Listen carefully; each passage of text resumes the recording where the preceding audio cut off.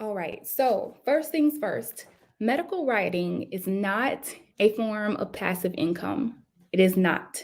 Medical writing is not a form of passive income. Neither is health content writing or any other subtype of medical or health writing. They're not forms of passive income. And today we're going to talk about exactly why that is. So, first, let's back up a little bit. If you are someone who has been interested in, like, a side hustle, a freelance gig, something that you do in addition to your primary role as a pharmacist or a healthcare, any other type of healthcare provider or clinician, then one of the terms that you might be familiar with or that you might have looked into is passive income. And what's meant by passive income is basically income that you can generate or that comes in without you actively having to do something in exchange for that income to come in. So basically, being able to generate income without exchanging your time for that income.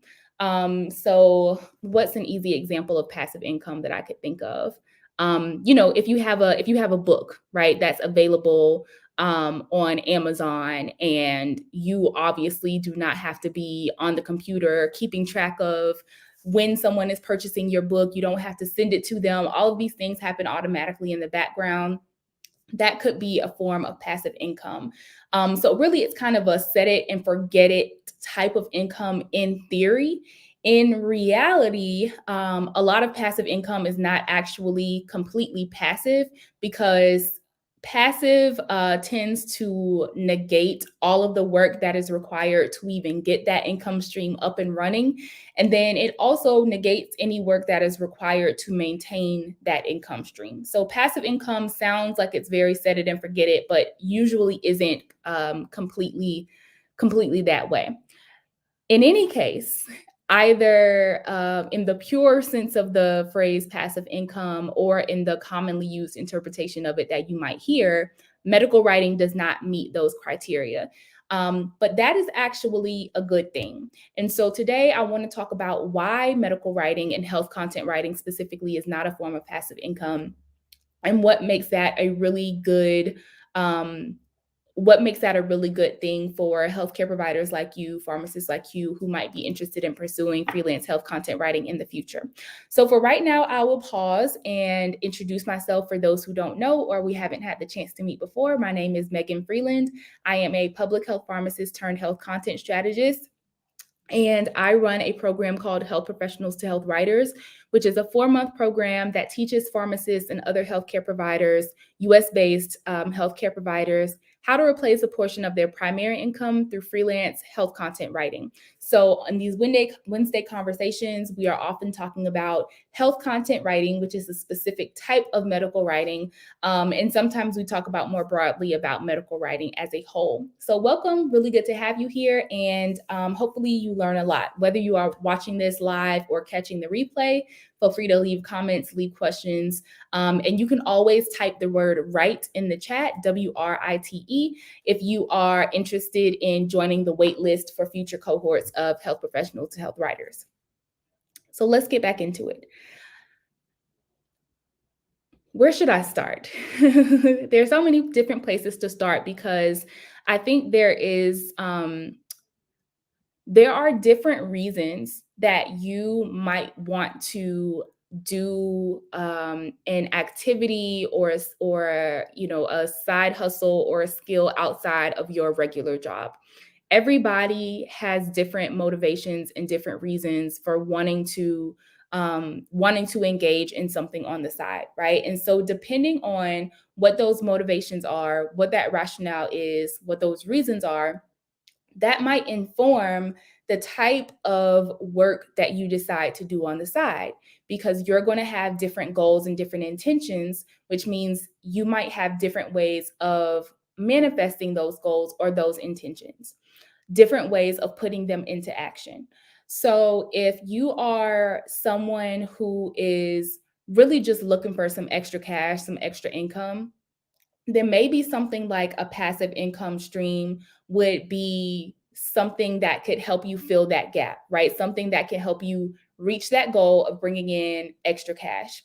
However, If you are like many of us as pharmacists and healthcare providers, if you are looking to engage in an activity in addition to your regular career that offers you more fulfillment, that allows you to still work in your area of expertise, but in a way that is more engaging for you or interesting to you or fulfilling for you or more of a professional development opportunity for you, then that's when I think it's really helpful to look into options like medical writing, like freelance health content writing specifically, because you get to, yes, bring in the extra income if that's what you want to do, but also you get to utilize your degree, right? Especially in a more creative way. A lot of us are looking to still leverage the skills and the knowledge that we have, but just in different ways, in more creative ways, in more fulfilling ways.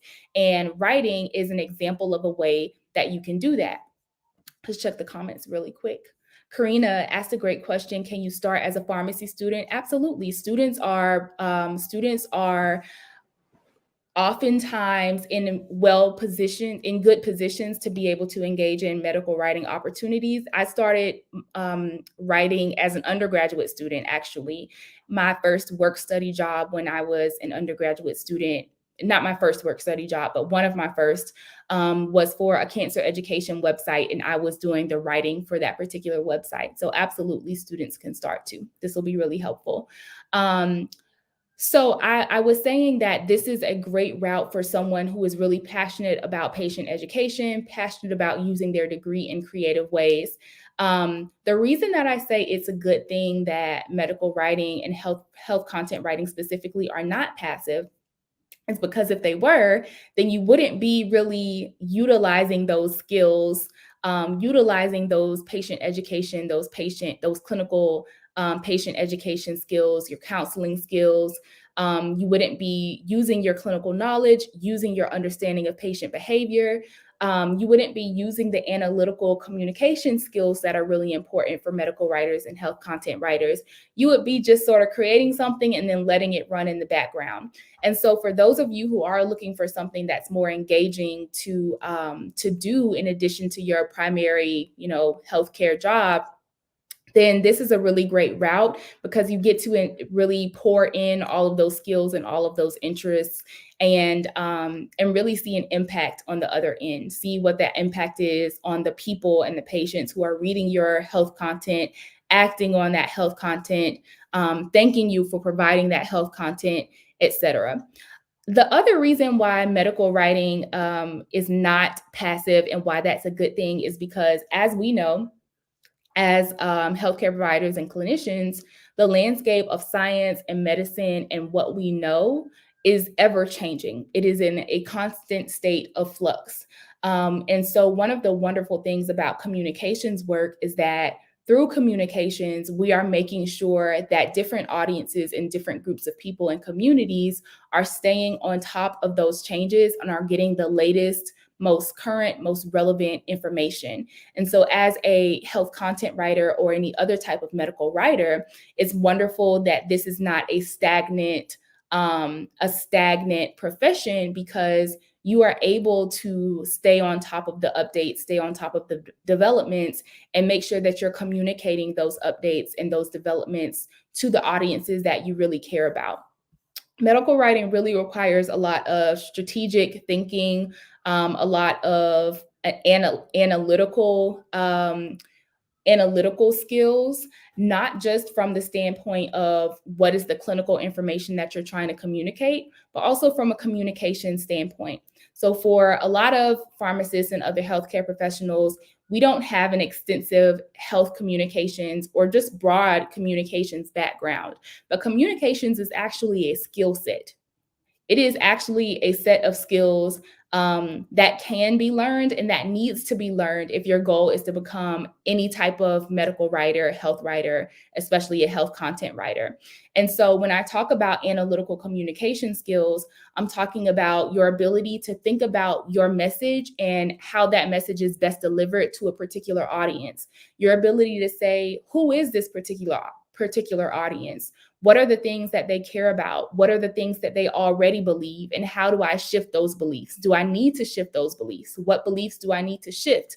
That's just like a little snapshot of all of the questions that communication specialists and writers have to ask themselves before they even start the process of writing anything. So in addition to the clinical knowledge that you're able to apply, you're also able to learn these additional analytical communication skills and apply those to medical and health writing as well. Um, I think that this is pretty clear, right? Once you have that initial understanding of what passive income is, it's pretty evident why medical writing, health writing, and specifically health content writing would not be considered examples of passive income. So no need to, beat a dead horse.